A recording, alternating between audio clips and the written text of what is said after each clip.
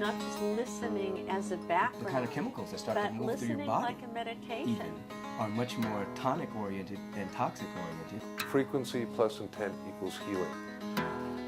Then you drop down into what we call a very deep state of meditation. This kind of health-promoting strategy, much like meditation, this is an active form of meditation. Music has really been an essential part of how I get through my day. Transformational inner experiences. Re-enchanting of the world in the real sense. Sound actually shows up as one of the universal pathways. That the music and sound do have the power to heal.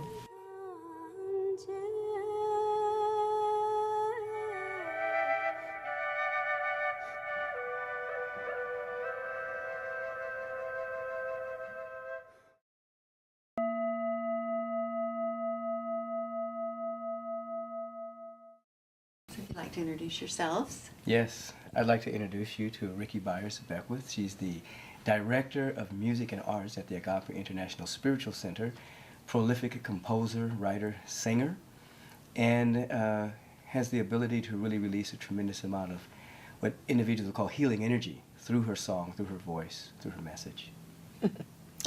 And I'd like to introduce you to Dr. Michael Beckwith. This is my beloved, in whom I'm well pleased. He's really does light up my life. And he is the spiritual director of the Agape International Spiritual Center, but even more than that, he's a teacher and someone that really walks the talk. And he's my songwriting partner, and he's my husband, and he's my best friend. And I'm honored and pleased to be all of that. And this is my wife. Yeah.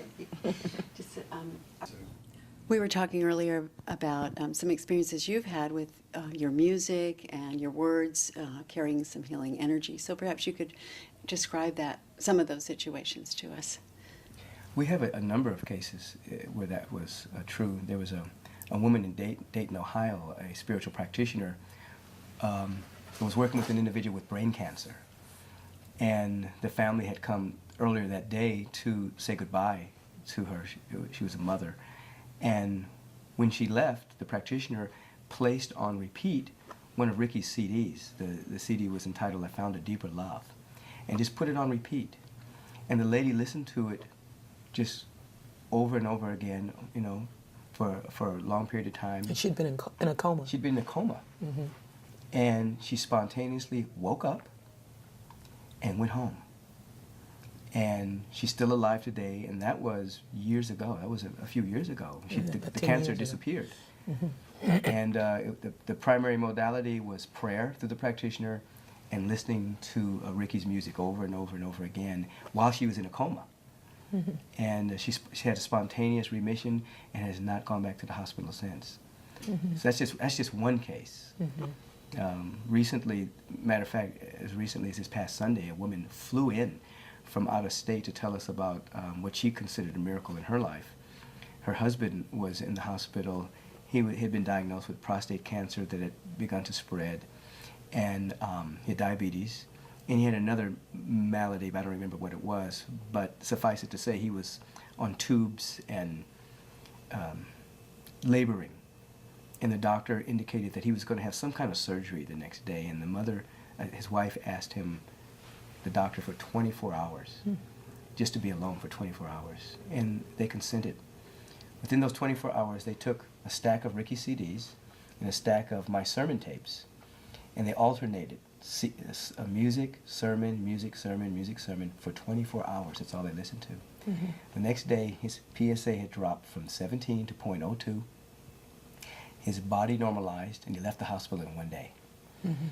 And so she just was so excited she flew in to tell us this. And those were the only thing that shifted, was the music and the message. And the intention of the family for the healing to take place. I think that's a very necessary component too. Talk some more about intention of both the healer and the listener and the participant, you know, how it all fits together. You know, I don't know how it fits. I just know that it does. That when the heart is ready, and the faith is there, and you have so much good that music can do, healing music can do, what can happen when a person gets to listen to the truth of who they are, and they are reminded who they are. And it's kind of hard in the hospital sometimes because everything around you is telling you who you're not. The television, the food. The label they give you. Yeah, the label that's on the door, with and the menus. I mean, there's the lighting. There's so much about it that doesn't feel much like a healing center. But if you bring in music and you bring in an attitude of gratitude, if you bring in flowers, if you bring in joy, and then you bring in sound. So now we have possibility, as opposed to what do you call it, Michael? Pathology. Right, possibility over pathology. And what's important about the music is vibration. And so if a person is inundating themselves with a vibration that's higher than the disease is vibrating at a very low level, and they can maintain that state, then you're looking at the possibility of healing or revealing an individual's real nature. So music is so powerful. And we're using music in the real meaning of the word, not the stuff people listen to on the radio, the top 40 kind of thing. So we're talking about real music that has an intention behind it. The artist has an intention. The artist is connected. The lyrics are important. The melodies are important. All of that's very important, as she was saying. And so if a person inundates themselves in that kind of sound frequency, then the kind of chemicals that start to move through your body even are much more tonic-oriented than toxic-oriented, and allows for the immune system to even strengthen. So it's very, very powerful. I know at Agape, our International Spiritual Center, people there heal all the time. They listen to the music, they hear the sermon, they're listening. So we're talking about music, but we're also talking about sound. And I know that the sound, what's behind Michael's voice when he's speaking, everything that makes up a sermon that's coming from his mouth through his vocal cords with the intention of what his life is anchored in. And then you have the music that's there that's just filling the space with love.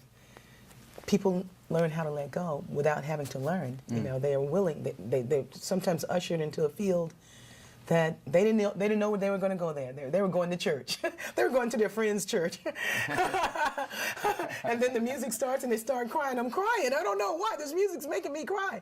He's talking to me, So before you know it, it's like, oh, this is just what I needed to let go, or to at least to see myself beyond this place where I could. And music, what can I say? Music is awesome. It's the doorway. It is the doorway. I know when I first came to Agape, and I heard Michael get up and he said, "Good morning," I knew he knew something. And when he began to speak, my soul was just fed. I mean, I heard his voice, and so much was requalified just by listening to his voice. And he has a similar story of when he heard my voice on a cassette tape the first time, and how he knew that voice. Absolutely. She'd written a song with someone, and he gave me the CD, the cassette, to listen to it. And I said, the song's okay, but who's singing? Because you could feel the pulse and the vibration moving through her voice. And he thought she wouldn't be interested in coming, and I said, that's, I know her destiny is what I said. I said, I know her destiny. There's healing in that voice. And that's what happens when people walk into the field of Agape. She's chanting, she's leading chants, and she's singing, and it's creating this really awesome field that people are walking into right from the very beginning of the service. And they'll cry because they start to unwittingly let go of the debris and of the lower register of vibration, the sadness, the worry, the fear starts to be let go of through their tears, and now they're available to a message. They're available to an impartation that will take them to another level of consciousness or another level of action in their life. But the field of music, I mean, we even use a gong at the beginning. I'll hit the gong 3 times after we've already chanted. And then there's another song after that, before we even get to the practitioners that are going to do a formal prayer. The field has been established by practitioners holding the silence in meditation, and by the musicians and Rickie chanting and just creating this wonderful vibration. And before you know it, even some of the greatest skeptics are sitting there and their heart is open before they could get it and close it back again. They're like, oh, something's happening to me.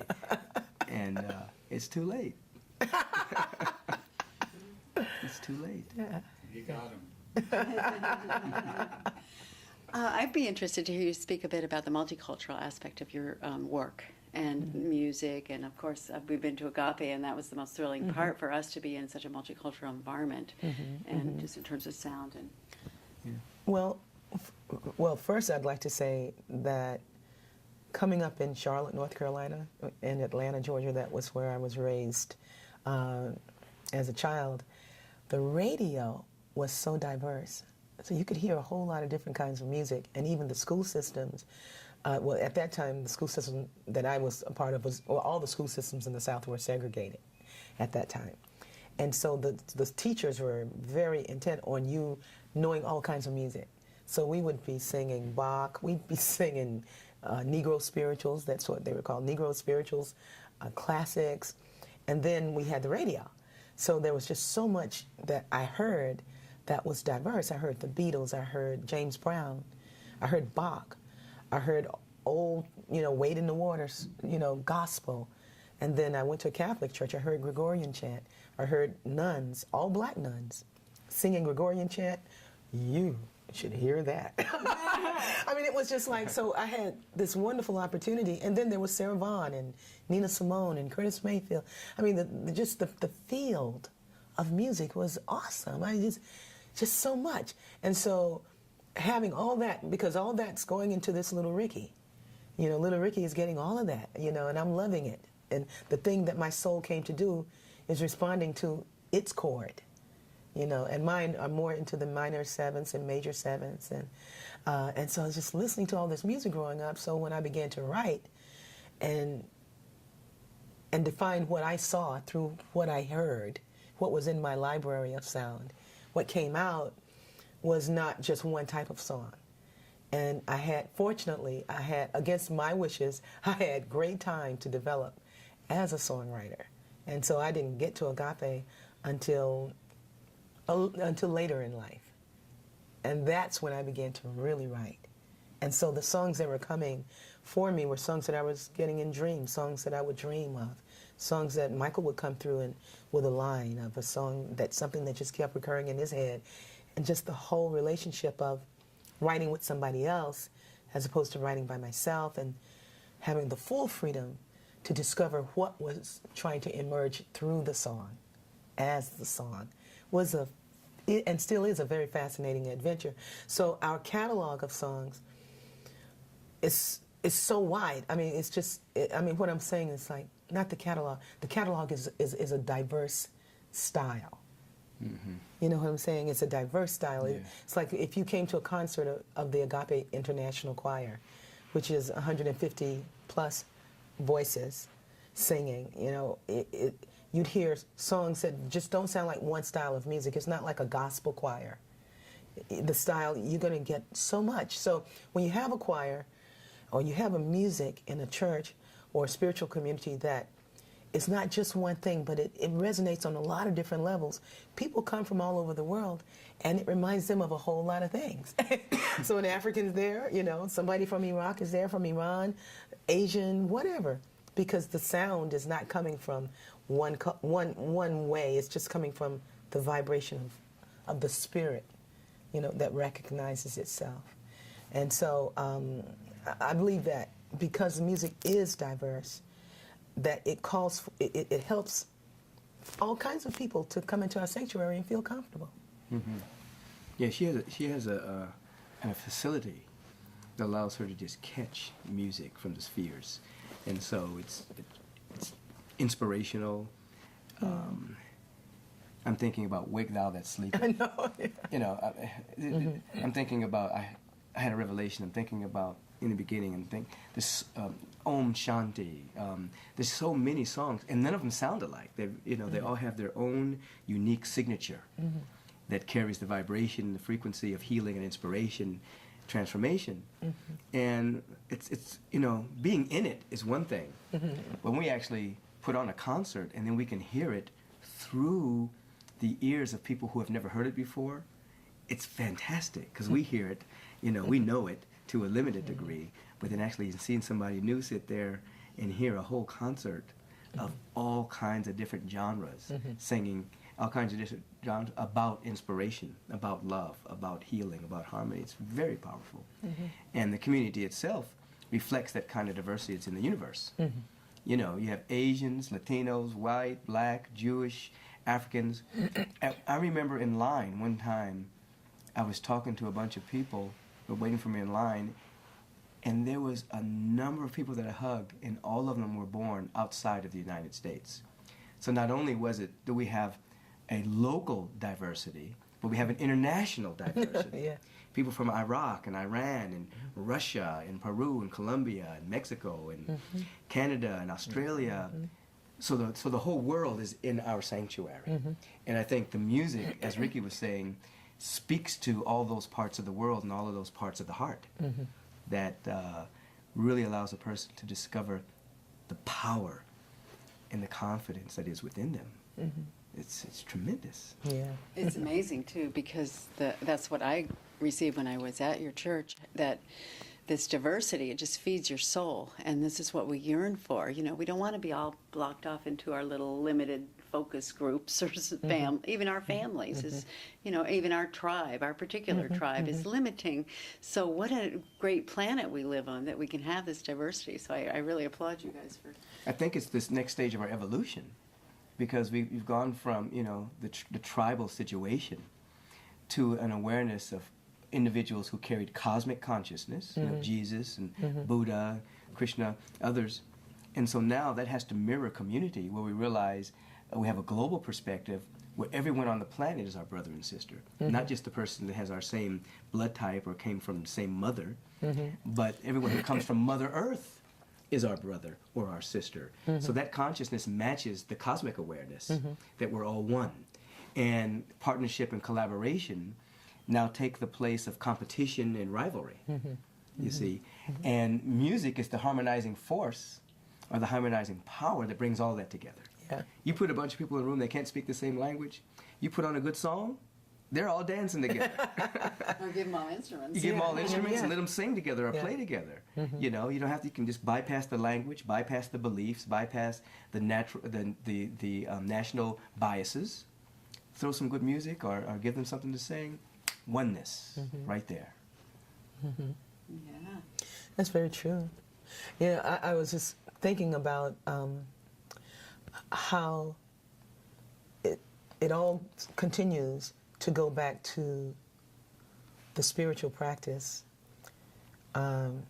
because sometimes in spiritual community, what I've seen is an individual will say, okay, I've been to Agape, we want a church like that. We want all kinds of stuff going on, or let's say that there's a church where there's just one kind of music happening, maybe just contemporary gospel, but there's a desire to bring in other kinds of music. But the thing is that if you have an individual in either of those cases who is controlling and wants to have the sound be what it is, and it's a very subtle point, but it's a major one, as opposed to being open to where the sound can go. Not watching somebody else's. It's okay to be inspired, but inspired to see just what it is. What is it that wants to be known through for this group of people? Then sometimes, because it's a dance. I've watched myself now. Agape has been around we just celebrated our 20th anniversary in November, and we're in our 21st year, completing our 21st year. Hey! And now some individuals are coming, especially one man in particular who's dynamic, but he's got that holiness Pentecostal thing, and he's got a new attitude about where he is in the world. He wrote a song about I'm walking with a new understanding, and it's a fabulous thing to see somebody come in here from the holiness tradition who's singing about oneness. Okay. Now this person brings a strong vibration. He's a songwriter. He plays the B3 like nobody's business. He's a good person. He's got a big heart. And you're looking at this person. Now, a small person inside would be scared to death if they were the music director and were just in seeing the world through their music and what they want to do. But then if you have a vision of God or good or harmony or harmonizing good, then it even helps the person who may go like, oh, wow, this is really going to change our sound. You know, this is something else. You know, the Agape choir is going to go another place with this person bringing in this individual and their gifts as a songwriter. I don't know if I'm making myself clear, but because I've been the chief composer at the church for so long, and somebody's coming in with a power and a force, I'm going, and you know, and something in me goes like, yay! You know, well, it's great because it gives us so much more. You know, but we have to keep going to that place. Right. That's the partnership and collaboration and extension in action, in practice. Yeah. Talk about how you write your songs together. I mean, that's an interesting, that your partner.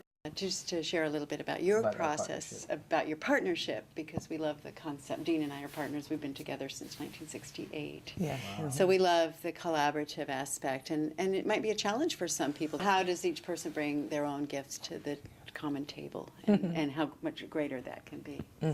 Okay. Well, I got to say this. When we wrote our first song together, it was a great surprise to me. Michael had asked me to write I was at the church, I was completing my first year there, and it was around the time of the season that some know as Thanksgiving. And he had asked me to write a song for Thanksgiving. And I just thought that was so bogey. Like, yeah, you know, people write songs for things. It's corny. Huh? Corny. Yeah, corny. You know, it's like all my works, even before I came to Agape, were inspired. You know, I was inspired to write, not writing for hire or you know, a jingle. You know. So anyway, so I was like, I don't do that. You know, I'm not doing that. So he said, okay, and he just let it go. And the next week, I was vacuuming in my home, and this melody came. I thank you. It was, I thank you. But I couldn't say what I was thankful for. And I didn't really know how to pray in those days. But this melody just kept, I thank you. And I knew he knew how to pray. So I called until I got his number, and I called him at his home. He answered the phone. And I said, look, can you give me some words? Because I knew he had poetry inside. I could hear it in his sermons. And he was my buddy by that time anyway. And so he said, give me a moment. And he said, let me go with it, or something like that.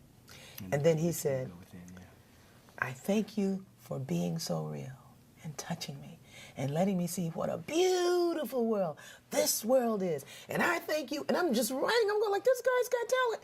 And I thank you for all that's revealed while you're touching me, while you're changing me, opening my time-blinded eyes to see my glorious possibilities. So it just goes to this thing, and I'm just writing, I'm going like, this guy is bad. And it was so fresh, you know, I'm thinking like, oh wow, nothing's rhyming, you know, he's just, you know, just giving it. And so I said, you know, we could finish this. And he came over. And he did something when he came over that I didn't know it then, but this was the catch. Because we were both married to different people. But he came in with some food. I think that's when I fell in love right there, when he came in with food. He came in with the food, you know, and we finished writing this song that was about gratitude. You know, the writing of a song is a very sacred process for me. I've been invited to write with a lot of very well-known songwriters that I have declined the opportunity. Maybe I would say yes now, I don't know. But when they asked, it was something that I just was not, I didn't want to be that intimate with those people. That's the word is intimate. Yeah, it's because when I write with someone, I allow them to step into my mind. And we get to, and I have to consider their point of view. I have to think about if they can take this or not. I have to share. I have to compromise. So it's a joy to write when we can write. It's a very strong creative process, but she drives it. I mean, I feel more, I felt then, and I still feel the same, that I just feel honored to be a part of the process, because the rhythms and the music that comes out of her is so powerful and so unique. Even without lyrics, it's just it's just out of this world. And a lot of it comes from out of this world. A lot of it comes from dreams, and she'll dream the music, and then the next morning be at the piano working on it. And so I'm just always, she's helped me become a better songwriter. And one thing she said to me years ago, what she said earlier, she said, there's music in you. She said, there's poetry in you, I can hear it. Mm-hmm. And that gave me permission, because I used to write a lot of poetry, but I never thought about songs. Mm-hmm. So she gave me that permission to really think along that line. So the collaboration is awesome, but it wouldn't be nothing without Rickie, because of the energy, the way the music rolls through her is just phenomenal. And there's a lot of songwriters at Agape. Mm-hmm. That we have a field of creativity, mm-hmm. and so we know a lot of them. We see a lot of them work, but Rickie's different. When she sings, she doesn't just sit down and decide, I'm just going to write a song. It's very, very true. It's very inspired. Mm-hmm. It's like, same when I'm speaking. We have a very similar process with the work that we do. It's inspired. It's not drudgery, or it's not, I'm going to sit here and write a song or wait till it comes, that kind of thing. Mm-hmm. It's really something has to move you. And I've watched her do it for years. And it just keeps coming. It just keeps coming. It just keeps coming. It just keeps coming. And it just comes from that 0 point energy, that field of infinite possibility. It comes from God. Mm-hmm, mm-hmm. And so to work together is a sweet dance. Sweet dance. I remember The Land of I Am, very powerful song. I remember her going through some interchanges around that time in her own life, and then birthing this rhythm about the land of I am, and all of the answers to your pain are within you. And she was actually ministering to herself. Mm-hmm, mm-hmm. And then we got together and fleshed out the rest of the song. But it was just a process watching it.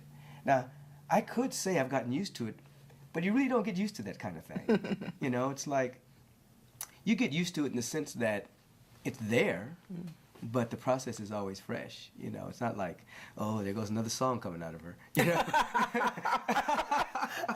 It's like, wow, it's still happening. It's like Old Faithful is still gushing. And somebody told me the other day, they was like, well, we heard you weren't writing music anymore. I'm going like, where'd you hear that from? I just wrote 3 last week.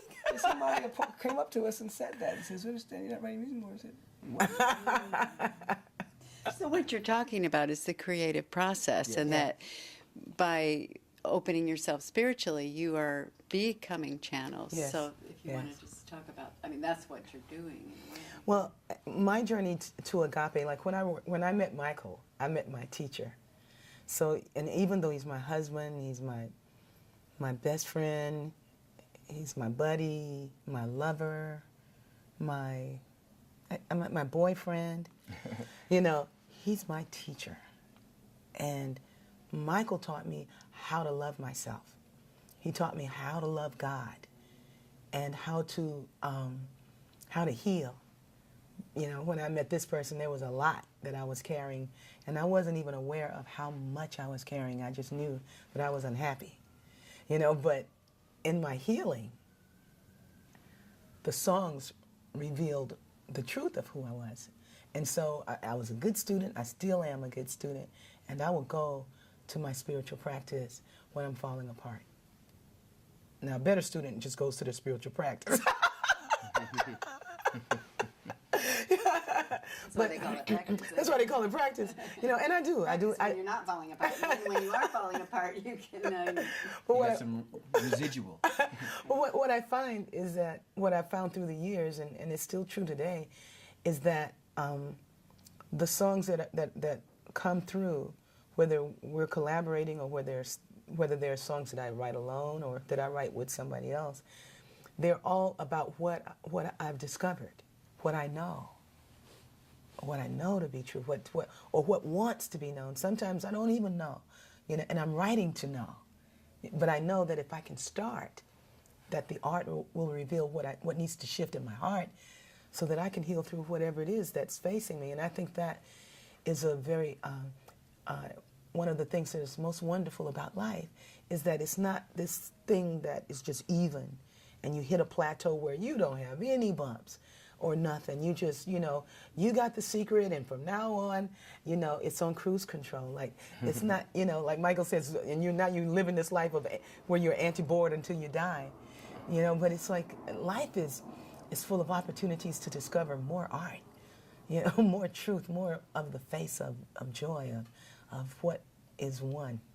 And so the songs reveal what I'm learning also, or what needs to be known. And maybe it's not what it's for me personally, maybe what I'm writing for is for what you need to know. So I dream for the collective, and it comes through. It's a powerful statement. Yeah, I dream for the collective. That's good. Something about perhaps inspiring. How can other people use singing and music to heal themselves from what you've learned? I mean, and we can wrap this up because you guys have been really great. I need to go. And me too. You want to scoot? I better go. Okay. Because you can. Yeah, we can keep talking. Okay. You can handle that. You good? Just if you would like to share a little bit about how what can other people do in their lives? Because we obviously see your tremendous talent, but other people might think, oh, I'm not good enough, or I don't, or I can't. So how to get people past that? Well, And you can ask. I don't know how to reiterate that question. Mm-hmm. Or how. I think that when we're able to discover what our gifts are, sometimes people want to do what I do. They feel sometimes even sad that they don't have the life that I have, or that they can't write a song, or that they can't sing. Well, first of all, I feel like everybody can sing. Not everybody needs to be in the Agape choir, but everybody's trying to get in it. and most everybody makes it. Because I believe people need to sing. I believe everybody needs. It's good for us. And that's why the chants fascinate me so much, because the chants are simple songs and people should be able to catch them very fast. And the singing of the chant has the power to uplift us and to lift the vibration. So to raise the spirit, as they used to say in the old days. So the chants are very important. And I love writing the chants. But there are people who really want to do that. There are some people who want to write chants. And they take chant writing classes. But I never took a chant writing class. But then again, I'm a naturally taught musician. So, I just feel that when we follow our inspiration and we allow the inspiration to create from our inspiration, that we're going to do a work that is worthy, that is going to feel good and going to really heal and inspire the listener. And the singer. And the singer. But yet, I feel, though, because of the way we're educated in our school systems, that so much about our educational system does not facilitate the individual in discovering what their greater gifts are. We are kind of churning out these beings who will work for a job to make money, and they end up in jobs that are so unfulfilling. And I'm in love with the hip hop generation. These folks do not want to work. They don't want to do that. They'll do whatever until they can do what their dream is. I'm thinking like, you go, follow your passion. What is it that you have that you love to do? What is it that you love to do that lifts your heart? Now, how does that gift serve the world? So first it's like, well, it gives me delight because I get to write, but now who am I writing for? And what is the gift of this work to the world? How does it help? How does it serve humanity? And so when we're looking at what it is, because sometimes it's art, sometimes it's not. That you should see my drawings. I'm really a great artist because I think so. I want to see them. But the thing is, my daughter helped me get beyond my box of, I can't draw. She says, oh, Mommy, sure you can. And she gave me her colors, and she goes, paint. Draw. Dream. Go for it. But not go for it to make millions of dollars. Go for it because you're going to be a better you if you're expressing your gifts, your art. And I think that is a wonderful thing to know. Great. That's perfect. And also just in terms of using singing not as performance, maybe just for self, maybe just for in the car, that kind of thing. Because I think I personally had a healing experience with singing, and it really changed. That's a long story, but I know how important it is. Not as I'm going to do it for somebody else. It's not part of a big thing, or I'm going to record it or anything, but just that personal. Well, singing is important for everybody. That's why when a person says, I don't sing, I'm monotone, when I was in 4th grade, the teacher told me to be quiet, and, in front of all the kids, and I just haven't sung since. And I mean, I've heard stories like this of people who've been mortally wounded by the choir director. So I'm hoping I'm not that kind of choir director, but because when a person decides not to sing, there's a whole part of their brain that's not, and their being, their breathing, their lungs, that's not being activated. Now, one could play tennis and walk and run and do exercise, but what happens when you sing? Something else happens when one sings. And that's why singing is so easy to do, because the Spirit would give us that facility so that we could heal ourselves easily. So sound healing, I know that once I was, I didn't know this was happening. I was in a car accident. This is a real quick story. I was in a car accident. Probably the whole thing was a setup, but I was in the car accident, and I worked with a chiropractor for about 3 months. And then after the end of our session, he says, okay, now we have to take x-rays. And I'm thinking, like, you're supposed to take x-rays before you start. So anyway, I think he was just the cricket chiropractor when he takes these x-rays. And then he says, and then he called me. He says, I hate to give you this news, but there's a growth that's right above your bladder. And it's really large. And I want you to come in to see this. So I went, and at this time I was in my spiritual studies. And I was like, I said, whatever you see does not exist from this moment on.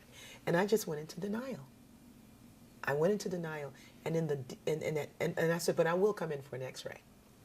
So, because he dated it wrong. That's why I needed to come in again, because he dated x-rays wrong.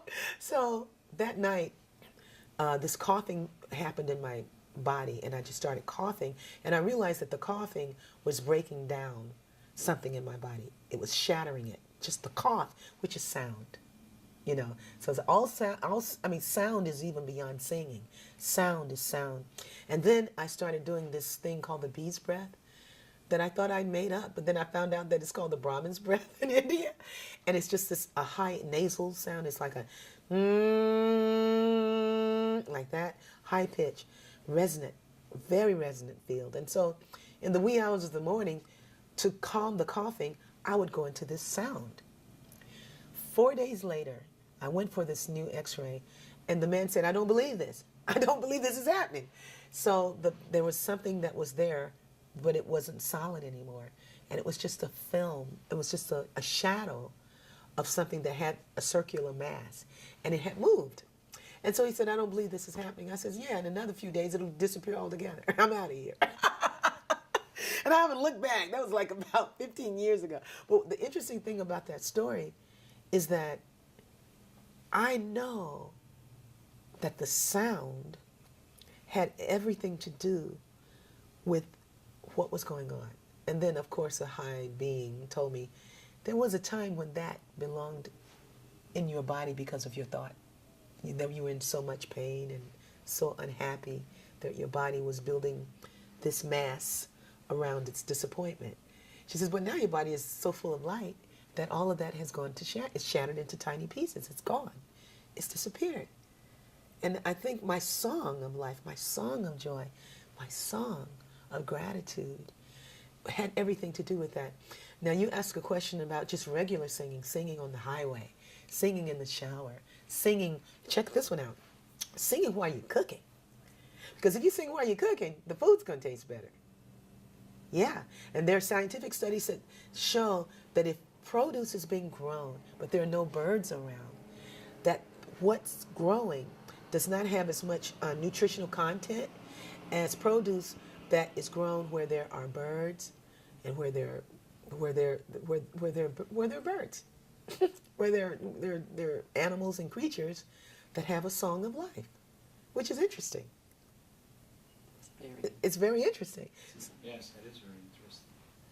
There's actually a company that does sonogrow, and they develop these sounds and put them to the plants and in fields, and they grow better. And basically, I haven't heard the sounds, but the way they've been described, it sounds like birds in the morning. Yeah.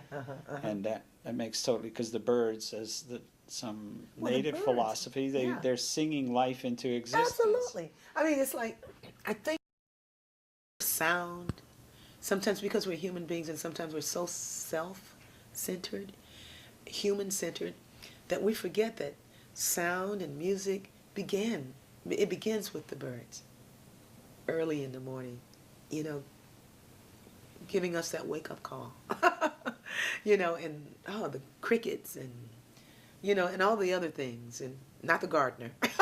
Not the leaf blower. Not the leaf blower. Yeah, not the leaf blower, but sometimes even the leaf blower, you know. But it's like, that's an ohm. I thought you were going to talk about singing when you're vacuuming.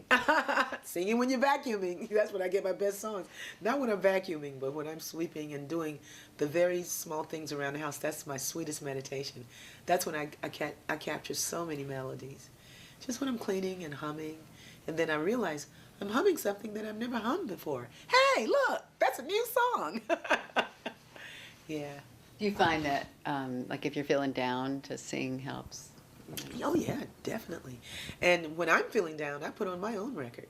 Now, I know that sounds a little interesting, but I do. I have an album called Pray For Me. And there's a song on there called As Seasons Change.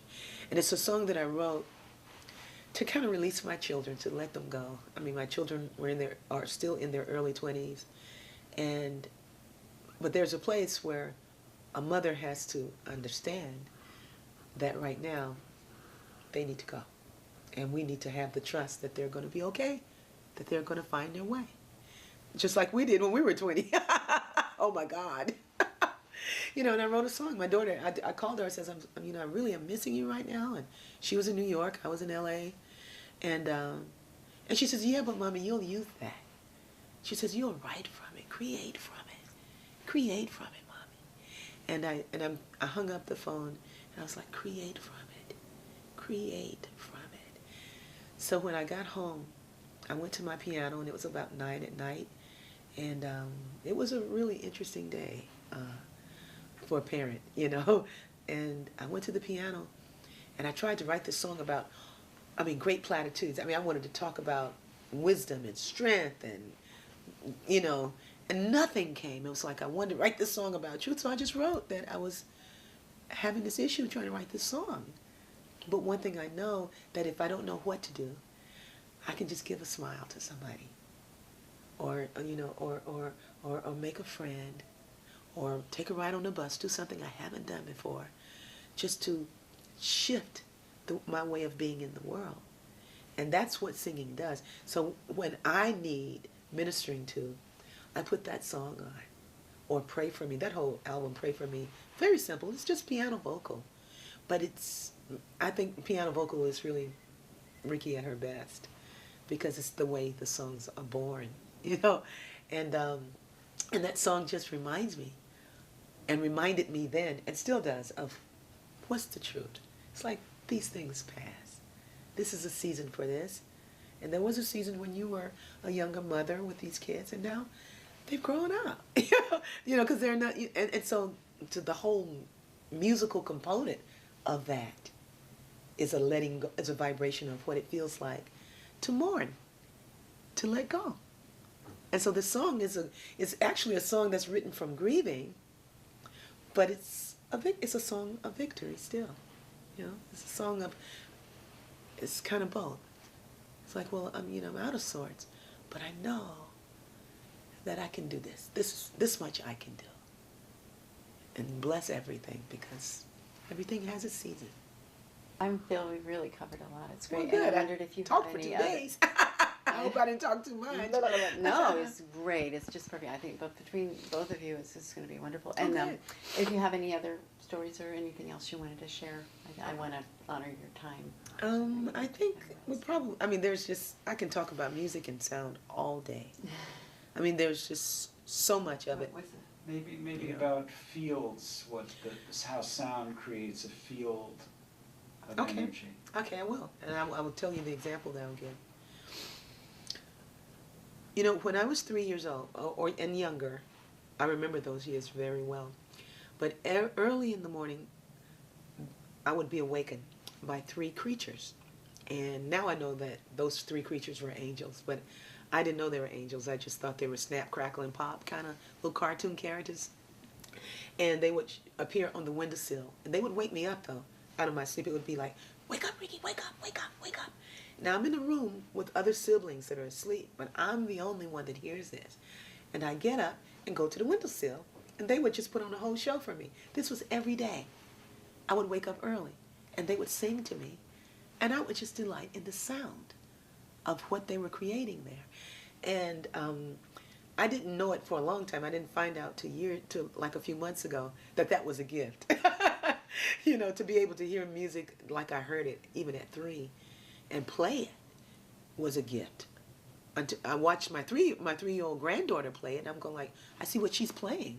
She's not playing what I played at 3. I know what I played at 3, and that's when I realized that, oh, what this facility of being able to hear sound the way I do is a gift. You know, that's something that I got to do this time. So the way they would wake me up, these angels, to send whatever it was, I don't know what it was, still wakes me up.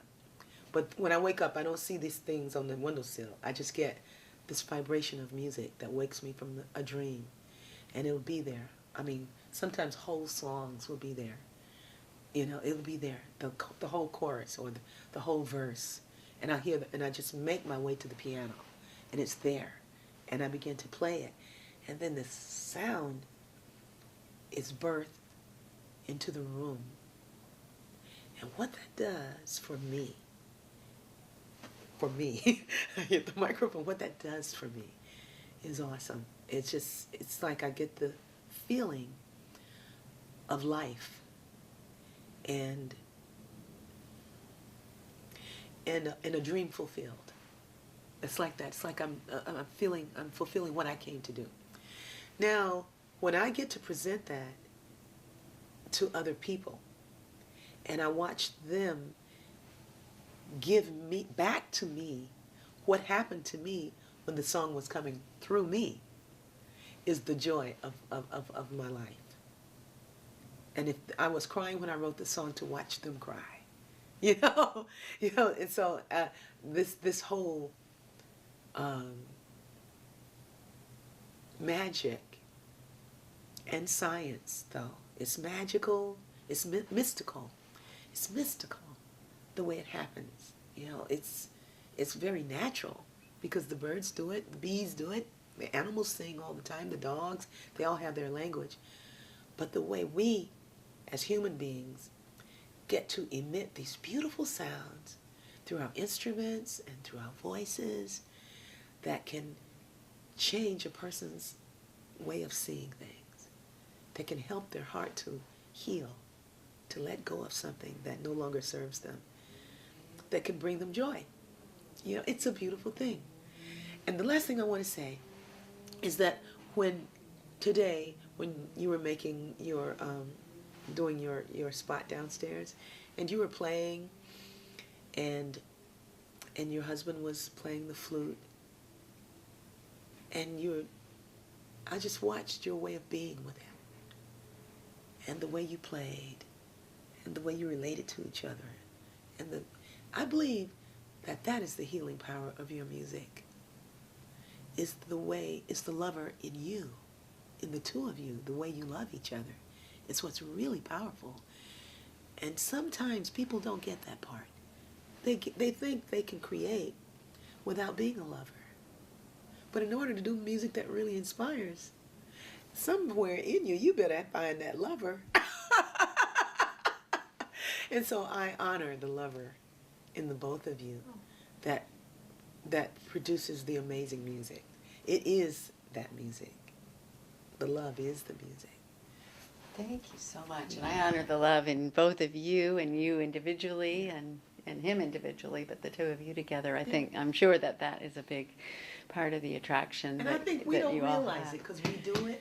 Yeah. Well, definitely, I know that You from know. everything I hear about both of you, it's always both of you. You know, Michael, yes, but Rickie and Michael, it's both of you, and that's what's so beautiful. It makes, and to have the music as the component of, I really think that it's so important, the meaning of things that we put into it. So his words and your words too, but you know, and then the energy of the music and the vibration of the music and the spirit and the love and the joy. Yeah. So it all fits together. Yeah, It's it does. really, it's a wonderful It's combination. wonderful. We're so, I think all the four of us are very blessed to have We're found our blessed. soulmates and Yeah, to be able to do what we love to do and follow our dreams and be inspirations to other people. Yeah. Because Absolutely. that's what we know. We all know we were here for.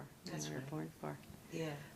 Before I met Dean, my mother used to say, "Oh, Dudley, you're too idealistic. The world isn't that way. You're going to be disappointed." And then I met him, and it's Yeah. like more so. And I'm like, doesn't let me worry about anything because that's not what we do. We don't worry about things. We make it better. You know, Yeah. whatever it is. Yeah. So, and I'm sure you two lift each other up that way. Oh, we do. It's so much fun. I've learned so much. You know, I mean, Michael, I've learned so much. I've learned a lot.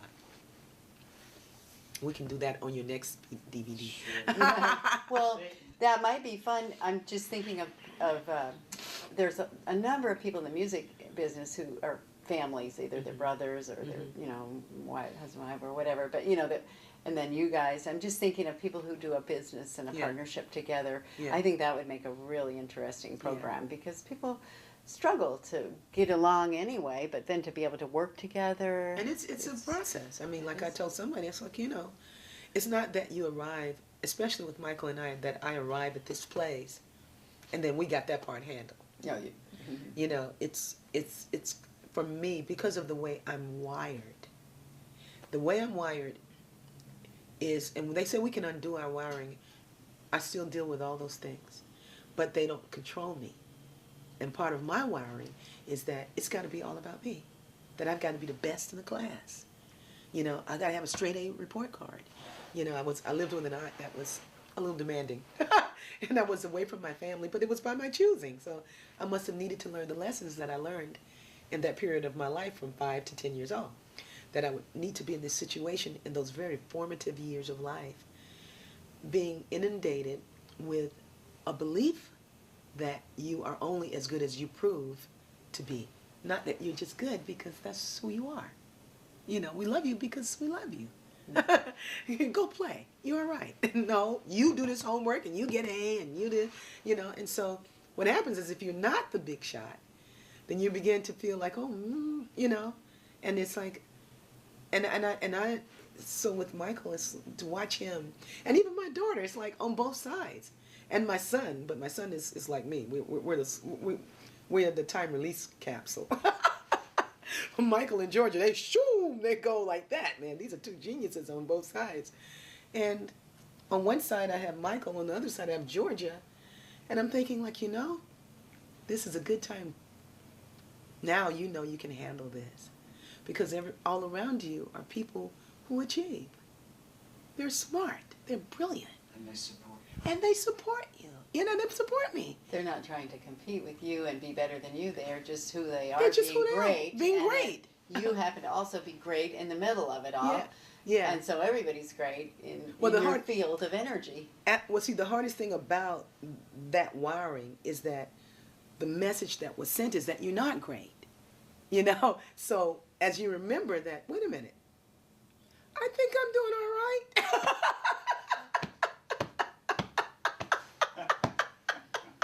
Well, we've come a long way from being sinners. Yeah. And, you know, I mean, sure. But of course, what does to sin mean? It means to miss the mark. So we have this ideal of human perfection that we would like to be achieving. And so in a way, if we miss the mark and we're not like perfect, nobody's going to freak out. Yeah, it's our own standard, and on some levels that we're setting up this sort of thing that we fail at. But whatever. I mean, it's just so fun. It's amazing to me how certain religions choose to focus on that sin aspect. And in fact, that's not what Jesus came to say. He was all about forgiveness and, hey, it's not about sinning. It's about that you are a child of God. And you're a beautiful person, and I'm with you, and I'm rooting for you, and lifting you up in any way. So that's what's so beautiful about. But I'm afraid it's a little bit misunderstood. It's a tad. Yeah, well, this has been a pleasure. I really am glad to have just gotten to know you guys better. Thank you. That thing about the birds in the morning, a motorcycle went by. Oh, you want to repeat that? Could you? Yeah. Charge that up again. Well, I forgot. Well, I just know that the first thing I hear that wakes me up in the morning are the birds, and the song of the birds, and their calling in the day is about as wonderful as it gets. I mean, nature is attuned to itself. So when we're attuned to nature, we really have a good day too.